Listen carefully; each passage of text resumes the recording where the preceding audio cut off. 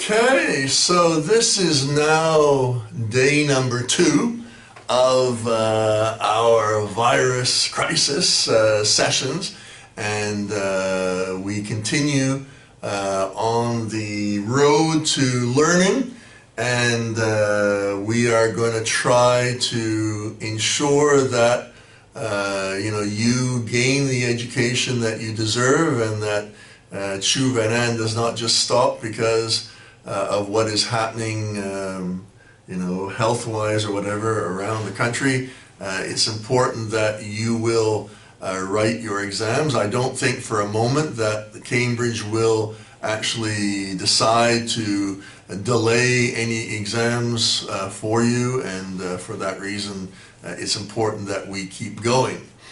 Now, the good news, of course, is that we have completed the AS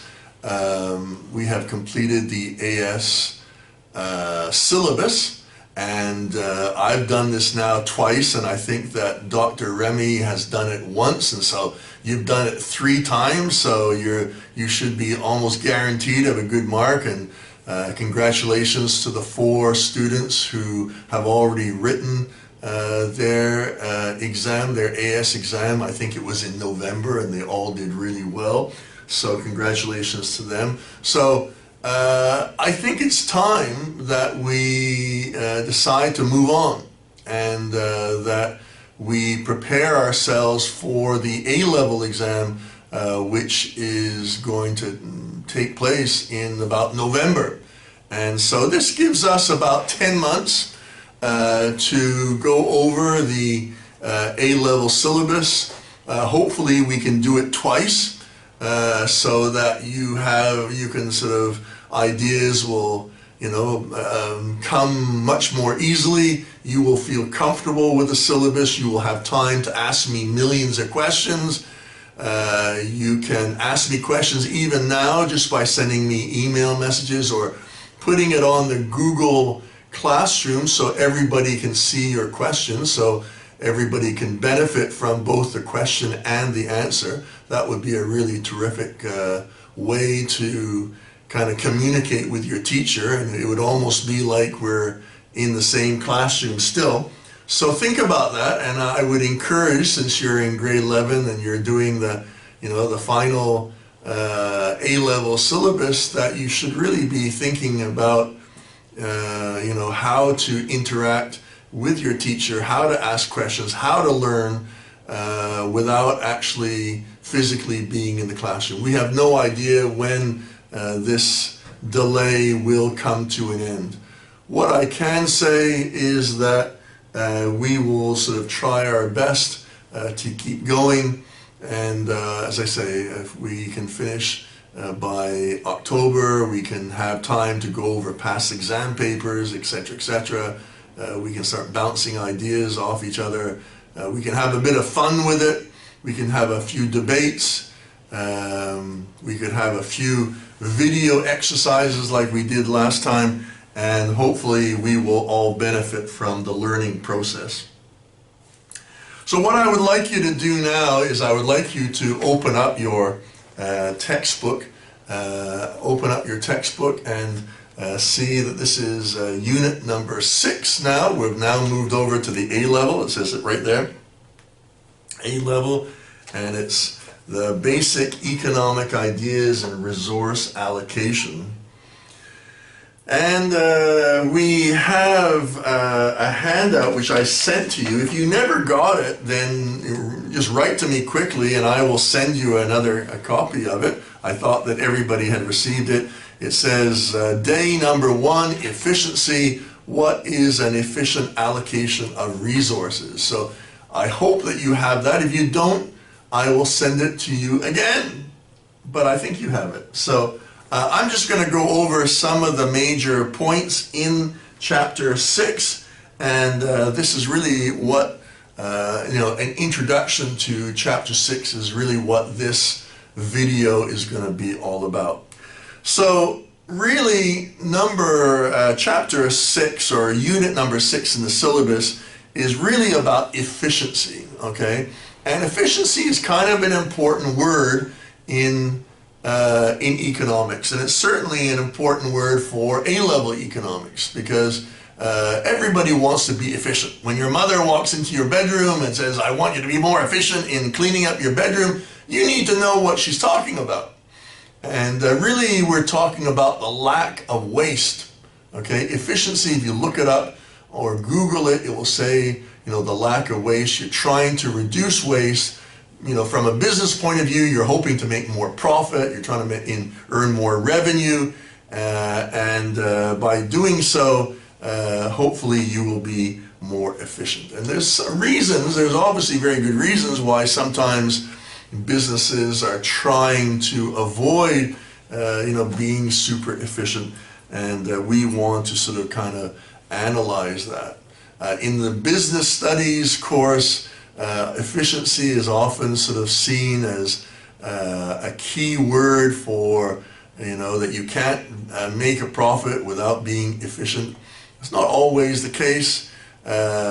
Certainly in government circles, it's not always so easy to be unwasteful. For example, if you are trying to provide public education to everybody so that every single member of your society goes to school, and you want everybody to be literate and functioning in society, to argue that, the government is not being very efficient because, they're not actually making any money by, selling their education, which is clearly not the objective of the government. So it's what we say in English, a Pandora's box. You're kind of opening up a can of worms, as we say in English, which is sometimes not very helpful. People like Keynesians or socialists or people who are just concerned about the public sector don't like the word efficiency being used in the context of trying to be as profitable as possible. And sometimes, businesses will fire you as a manager because they say that you're not being really efficient. And what they're really telling you is that you're not making as much profit as they think that you should be doing. Okay? So let's look at the handout here. The quotation here is, the right goods are being produced in the right quantities at the lowest possible costs, and economic welfare is maximized. And this is the efficient allocation of resources. Okay, so now that's really kind of tricky, okay, because right away you're saying that when you're providing the right amount of goods. Well, I mean, what are they saying when it's the right amount of goods? Is that the right amount of goods so that you make as much profit as possible? Obviously, if you're talking about children going to school, then the right amount of goods would be the population of the country and how many children need to be educated. So this is a tricky question here. Efficient allocation is achieved when marginal social benefit, MSB, is equal to marginal social costs. Therefore, in theory, the value that society places on the products being produced will equal the cost of producing those products. This can be often associated with demerit goods, as society will often value only those products which are popular and profitable. Therefore, a free market society will often place greater importance on non-essential products like strawberry flavored lipstick, because it is very popular, trendy, and profitable, while society may put less importance on healthcare as it is less profitable. This also relates to jobs that are essential, like sewage workers, but are underpaid because society does not value this employment. This is an interesting argument, okay, because we're saying that in the commercial world, anything that sells, and we kind of create this kind of unusual example of strawberry flavored lipstick. I actually took the example from a friend of mine who is an advertising executive in Toronto, Canada, and once he had to create an advertising campaign for a root beer flavored chapstick. And chapstick is something to make your lips smooth and soft and not sort of crack because of the wind or the rain or whatever. And this is something which is very common in Canada where it's cold and windy. And what they started to do is they started to make different flavors of chapstick. And so they decided to make root beer flavor, which is a type of soft drink, which has a very special flavor to it. I quite like it myself. And I just use that as an example, strawberry flavored lipstick. So what I'm saying here is that this is a controversial area of economics where really things that sell well are viewed as being efficient, and things that don't sort of sell well, and I use the example of the labor costs associated with paying sewage workers who are often underpaid because we don't value this employment. We should. If we didn't have people who worked in sewers, or we didn't have people who collected the garbage, my goodness, there would be viruses everywhere and we'd all be dropping dead. And I remember working in Lebanon, in Beirut, and they had a civil war in the 1980s, the 70s and 80s, and because of that, there was no garbage pickup during that time. Because the garbage trucks were being attacked, and therefore nobody was brave enough to drive around picking up the garbage during a civil war. And so you had all this garbage being thrown about, and it was causing all sorts of pandemics and diseases. And so the United Nations had to step in and actually provide free of charge, garbage pickup services to Lebanon, because the people were not willing to pay for or to do the job itself because they felt it was actually too dangerous to do. So this is kind of an interesting sort of debate as to why is it that for the jobs that are really kind of dangerous and that really are quite essential for society, like let's say a coal miner, and today with the environmental issues things have changed a bit, but historically, coal miners are really important because they provide the energy that produces electricity and a lot of other things like heat for your homes. And we don't pay them very well, even though it's unbelievably dangerous to work in a coal mine. And we don't pay them very much, and we need to ask, why is that? Why is it that people who are making strawberry flavored chapstick or lipstick are highly valued, because they're producing efficient products? Maybe we should be changing the terms of that and saying rather than they're producing efficient product, they're just providing profitable products that everybody wants. And public services, which is something that we all need but nobody wants to pay for, is something that I wouldn't say is discouraged, but is undervalued, and for that reason we don't actually allocate enough resources to pay workers properly for such undesirable and dangerous jobs. Productive efficiency is a little bit different. This relates to firms attempting to improve their profitability by reducing their inputs such as labor while maintaining their output the same, or using the same inputs while expanding outputs. Both these examples attempt to lower cost methods as a strategy to increase their profitability. Now this should be quite obvious, to you. Because if you're looking here at a factory, okay, you've got a factory here, I don't know, you're like making running shoes or something like that, and you've got the arrow going out, and this is the output here, okay, so this is the running shoes. And then you've got the input, which might be the labor or the rubber or whatever, you need to make the running shoes. Well, if you are able to reduce the amount of inputs, let's say, which would include lowering the salary of the workers, and you still are able to get the final output, in other words, the number of running shoes to be the same, then you're considered to be a very efficient manager, that you're able to kind of threaten people or to tell them that they're all fired unless they work for a lower wage. And people praise you as being, oh, well, you're doing a great job for the economy.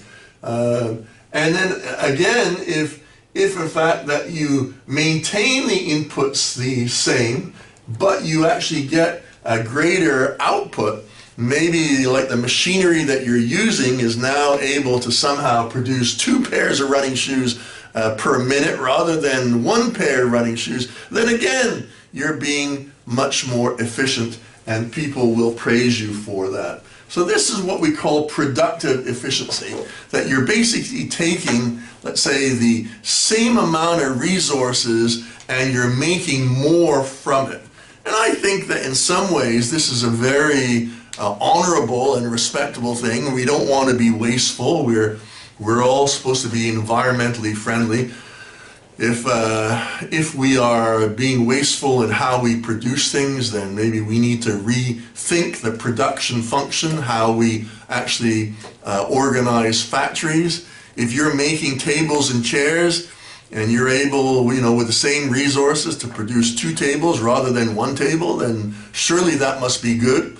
And if you're producing only that 1 table, but you can somehow reduce the amount of, I don't know, steel or rubber or labor costs, a lot of that has been done by robots. Okay, I've mentioned this before, robotization. This is the in thing. You should get a degree at university in robotization and you'll find that you'll probably be quite rich, because a lot of companies who are dealing with assembly lines are discovering very quickly that robots are the way to go.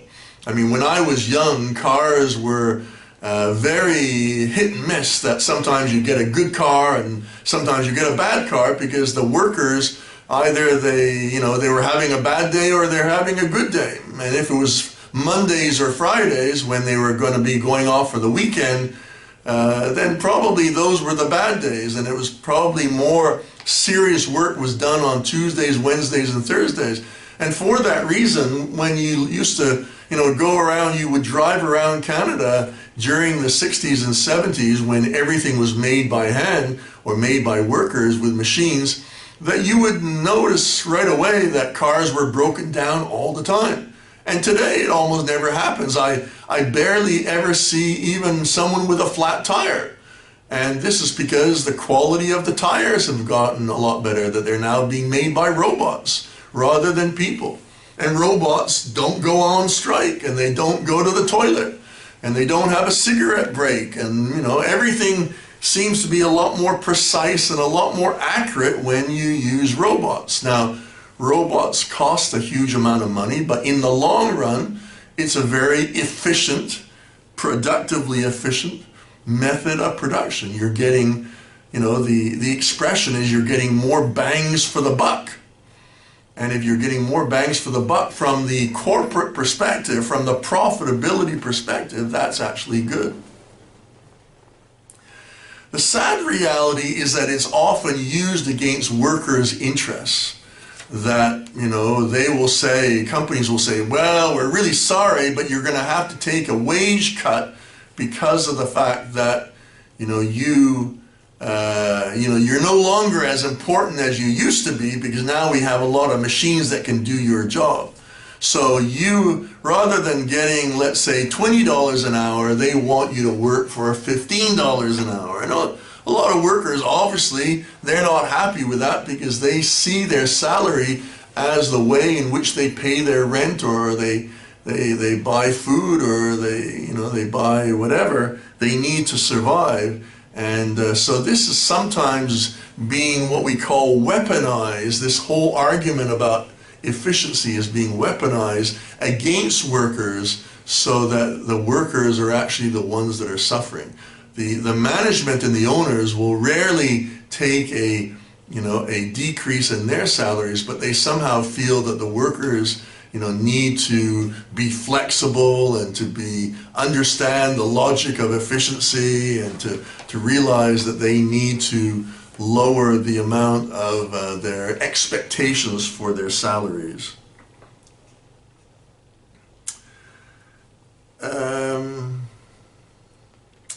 Okay, market economists argue that consumers should be the decider as to be what is produced and how much is to be produced through the demand curve. This would result in less market disequilibrium, as products would not be produced if consumers did not demand it. And there's an element of truth in it. It's perhaps one of the very few kind of conservative arguments that justifies capitalism, in that, in the free market system, anything that is not consumed, that is not desired and consumed and demanded by consumers, will not be produced, because no one's going to produce something if they don't think it's going to sell.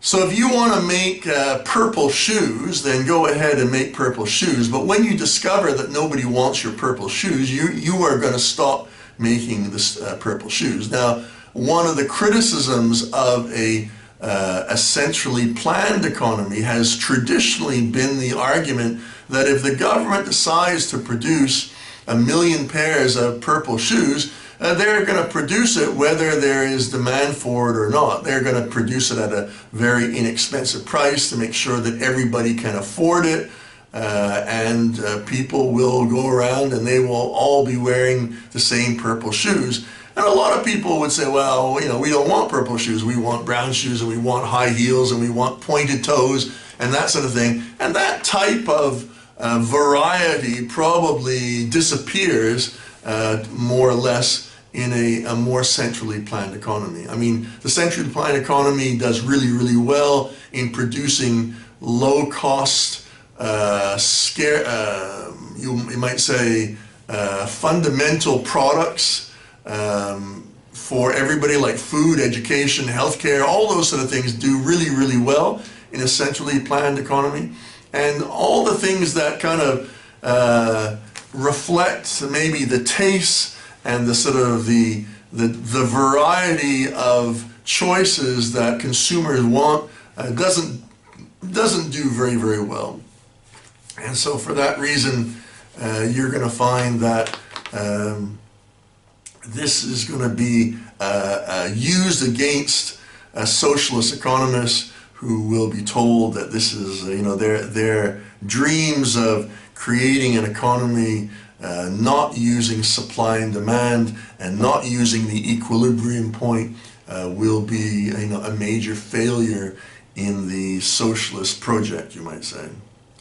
The next topic relating to efficiency, as you can see on the paper, is something called Pareto optimality. Okay, and that's a kind of a weird word. I think it's Latin. I'm not even too sure. Pareto, or no, actually, if I'm not mistaken, it's actually a guy's name.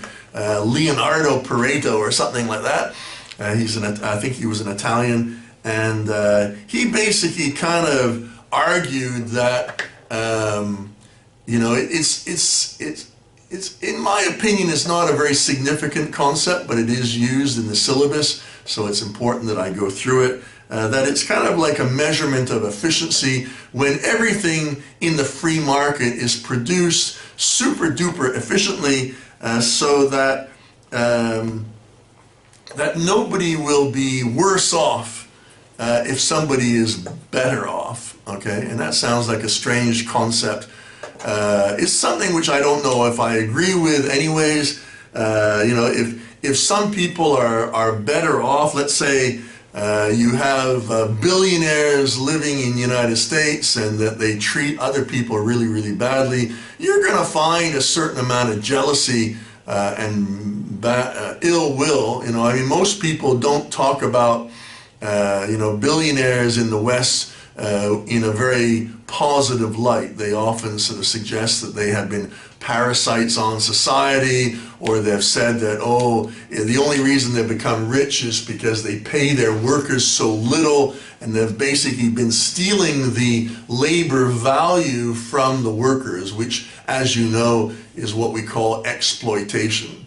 Okay, Karl Marx referred to this concept in his theory of labor in the book Das Kapital, where he talked about how workers feel angry about their situation in the economy because of the fact that they never seem to be receiving what they truly deserve. And I think I gave you the example in the classroom about the car radio in Zimbabwe, where I went into the car mechanic shop and asked for my car radio to be repaired, and the guy who actually repaired it never received the money. It was the owner of the business who received the money. And I asked you quite innocently in the class, I said, you know, should the worker have received the money that I paid for repairing the radio? And in fact, most of you said no, if I'm not mistaken.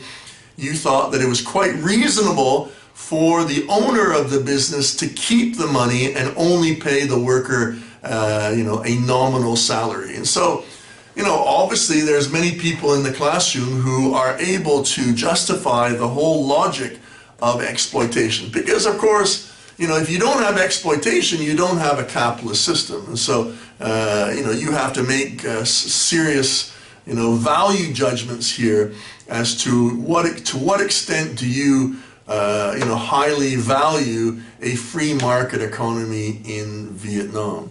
And if you do, then you kind of have to accept the fact that other people will be profiting in the private sector anyways, that they will be profiting by your work, that you are going to be doing something that you will not be receiving the true value of your labor. For example, if you were a teacher in a private school and the school fees that the private school student was paying or the parents were paying was not going to the teachers, and if you did a bit of mathematics and calculated you know, the number of hours that the teacher was teaching, he or she clearly would not be earning the true value of his or her labor, you know, when you consider the school fees that the parents are paying. So in private schools, where money is the indicator as to whether you get into the school or not, usually you're going to find that the teachers are actually being exploited. Now, from a Pareto optimality perspective, that is okay. Okay, basically it means that you have reached a level of efficiency where, you know, nobody will be worse off by somebody getting better off. So almost like the example of the lottery. If you won the lottery, it seems like a very harmless type of benefit, that nobody really is hurt by, you know, Huang over there winning the lottery. So he earns 1 billion dong through the lottery. So congratulations to him.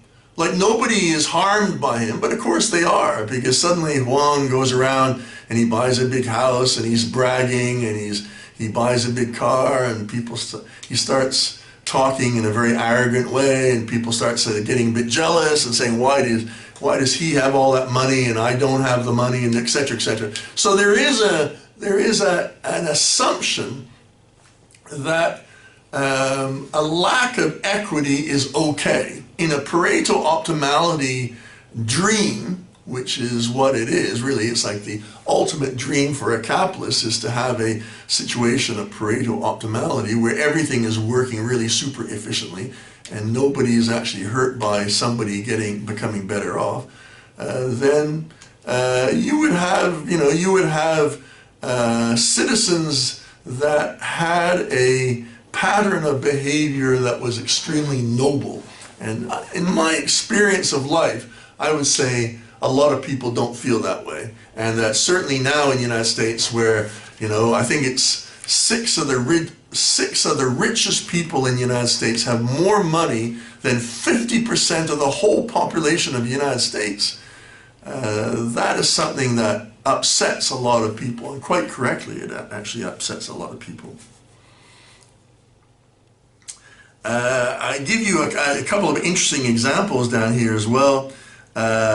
This concept is important because it provides a weak but widely accepted standard for comparing economic outcomes. Monetarists use Pareto optimality to justify economic policies which benefit a small number of high-income consumers without technically making anyone else worse off. President Trump's recent tax cut, which primarily benefited the high-income brackets, was defended on these grounds. So you can see that, this is not something that is, just something that, is irrelevant. It's something that, is important, that just because you allow some people to become super rich, do other people care? And the answer is yes.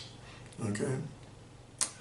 The next topic is market failure, which, to be honest, is a really, really big topic in the chapter.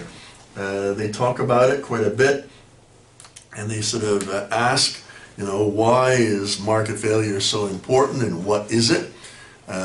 Certainly, market failure exists when a free market economy fails to achieve what we call an efficient allocation of resources. Okay, and there's lots of examples of market failures. I mean, you would think that, because free marketeers, capitalists, monetarists, the works, they're always telling you that, oh, the free market works really, really efficiently and everything works well, da, da, da, da, da. All you have to do is privatize everything. Mrs. Thatcher, the former Prime Minister of Britain, would make a statement like, if it moves, then privatize it. And a lot of people in those days, they somehow, almost like a religious cult went along with it and said, yeah, I agree, we should privatize everything. And so they ended up privatizing even water supply, which never had been done before. They privatized trains and most of the public transport system. And a lot of people felt that this was not the way to go. And so it's important to study market failure, because we love to sort of use examples about how the socialist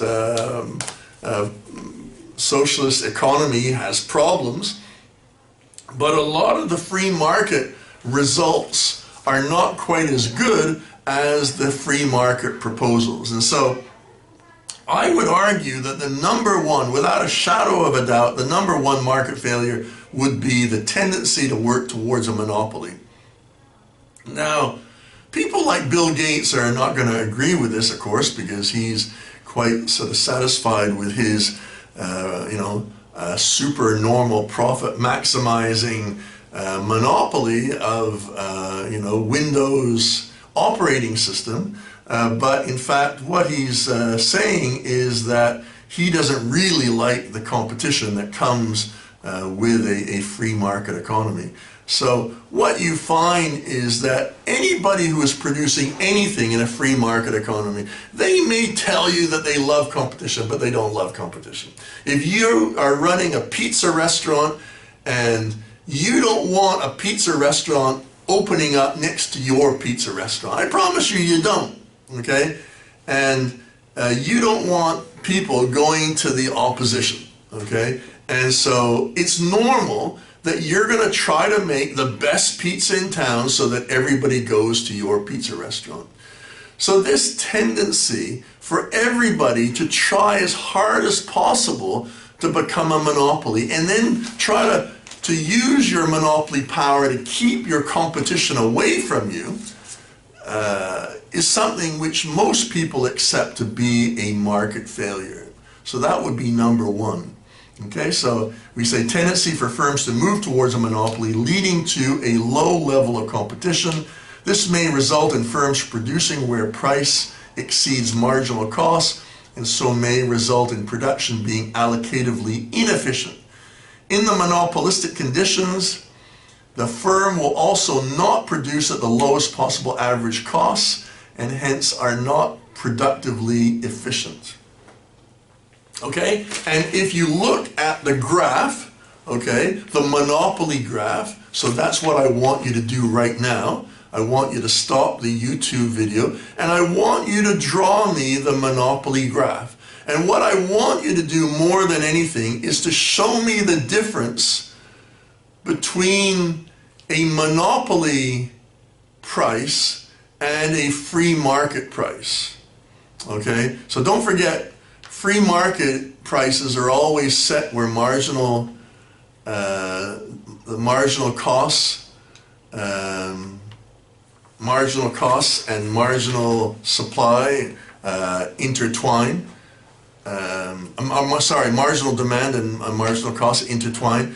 And of course, the monopolists doesn't stop there. They are inherently greedy. They're going to go all the way to the demand curve and then turn to the left, and they're going to actually charge a much higher price. So stop your video now and draw me the monopoly graph.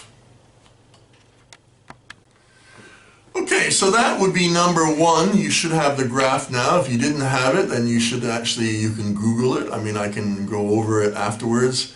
Make sure that you have the proper monopoly graph. You should be able to memorize that with the AR line and the price line and the demand curve, etc., etc. You should have it all on the graph. The second one, as it states in the paper, is public goods. You're going to find that public goods tends to be a big disaster in the marketplace. So things like education, healthcare, which normally are considered to be public goods, and even things, real basic public goods, such as street lights. You know, how could you privatize street lights? How could you privatize the army? How could you privatize the police force? These are things that will benefit everybody, and that there is no market really, or no means of making a profit for private businesses. So it's quite unfair, in fact, to ask the private sector to enter the market of public goods and say, why don't you provide street lights in the city of Hanoi? It's just not going to happen. There's no money to be made, basically. Okay, so it says in the number 2, public goods like street lights have no market value because there is no profitable incentive for private firms to invest in it. Number 3 is the existence of externalities. Okay, we all know what externalities are. This complicates profits, as production and consumption decisions will not take into consideration all the cost effects on society, and hence the economic welfare may not be maximized. So we often have that expression called the, to externalize your externalities. And so the idea being that because companies don't really want to pay for the cleanup of their own mess, they actually push it onto the taxpayer or onto the government to somehow clean it up. And therefore the true value of their production is not actually included in the price of the product.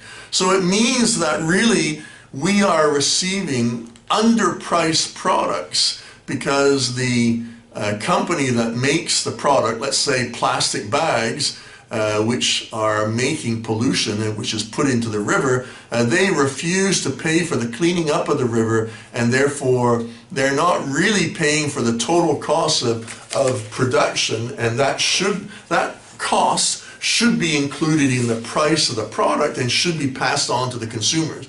But of course consumers don't want to pay for that, and a lot of the producers quite correctly will say, well, if I don't try to charge the lowest price possible, I'm going to lose market share, and producers from other countries that don't have to pay for their negative externalities because there's no laws to force them to, they will be able to underprice their products, and the foreign companies will get the business and we won't. So the only solution, of course, in the long run is to have international agreements all around the world to make sure that everybody, all the companies, let's say making plastic bags, they all have to pay for the cleanup of their own negative externalities or their own pollution, you might say. Information failure, okay, we're talking about this. I mean, I think it's, it's one of the characteristics of perfect competition is the idea of having perfect information, which is quite a ridiculous idea. The idea that consumers and producers and everybody, the government, will all have perfect information. So when I wanted to buy a computer hard drive, 2 weeks ago, and I said, oh, where should I buy, a computer hard drive, an external hard drive? And I would look around, and I would look around the local shops to see, what was the best product and what was the best price. And did I really know what was available in every corner of Vietnam? Obviously not. Were producers knowledgeable about who was trying to buy the products, and did they really know whether the products were elastic or inelastic? If the companies had actually raised their prices, would I have actually, been less likely to buy the product? They don't know that. So in some ways, it's kind of like a gratuitous example of market failure, but information failure, the idea that nobody has absolute perfect information on consumer and industrial behavior, is an example of a market failure. We will never have all the information. In fact, we have more information today than we ever have had before because of the internet, etc., etc. I mean, not 40 years, but maybe 30 years ago, when the internet was first starting, the stock exchange was actually controlled by people who bought a chair at the New York Stock Exchange, and you would buy the chair for about $1 million, just the right to sit there and watch the numbers change on the stock exchange. Well, today people don't do that. I mean, you can, with a very cheap app, probably even free today, you can have a little blip machine where it will show all the prices of all the stocks going across your computer screen. And if you own certain stocks, you can kind of isolate those stocks, and they will come up every 2 minutes and tell you what the price of those stocks are. So clearly we have more information than we have ever had before. It's no longer just isolated to some people who bought the chair in the New York Stock Exchange.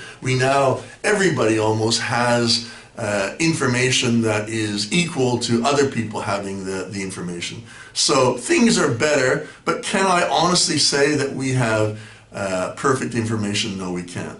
So as it says here, leading to irrational behavior by consumers. So maybe I would buy something at a very expensive cost. I went to Hanoi Computer Shop and I bought a hard drive, and I don't really know whether that was the cheapest or the best hard drive in town, and therefore if I didn't buy the cheapest and the best hard drive in town, then by definition as an economist, I would be following irrational behavior by a consumer because I did not know what the alternatives are. But that's obviously impossible to get.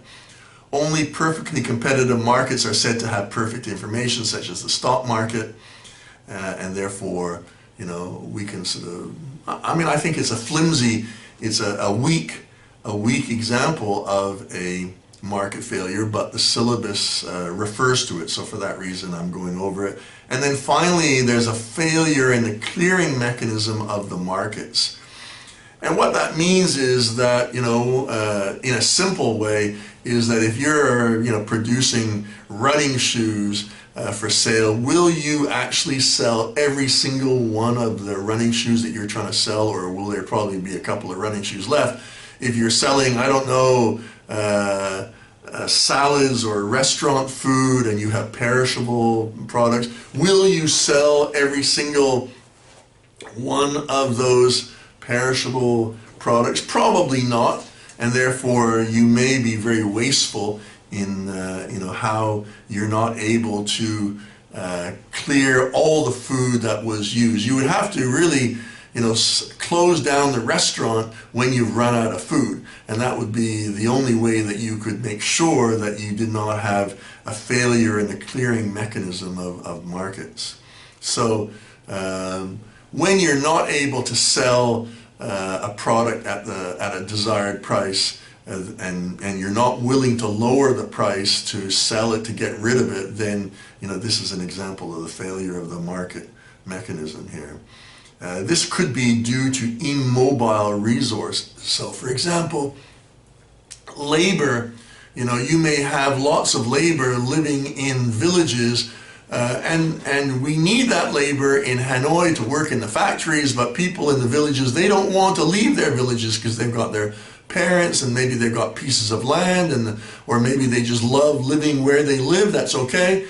And therefore, labor, just like many other things, may not be so mobile. So just because you have a demand for workers in Hanoi factories doesn't necessarily mean that people are going to rush to those factories to satisfy that demand. And so this would be an example of, immobile resources which are really failing to clear the markets. And certainly surpluses and shortages may last for a long time. So, if you have, those running shoes that I was talking about, you may take a year, 2 years to get rid of all those running shoes that nobody really wants. And that would be obviously a failure. Finally, really, we want to get into the externalities being both positive and negative, that they are unintentional effects on third parties. I think I gave you the example, my mother with flowers in the garden, or my brother-in-law who is a pilot for British Airways, and he had bought a house near Heathrow Airport, and it was really, really cheap. I think I've given those examples to you before. And businesses that pollute a river. These are all externalities which, as I said to you before, people don't really pay the full cost of cleaning up their mess. And then finally, we have the whole section on cost-benefit analysis used to assess the investment on large projects such as airports or roads. It takes into account social benefit and costs, and this includes external costs and benefits. What I have for you is I have 4 questions that I want you to answer.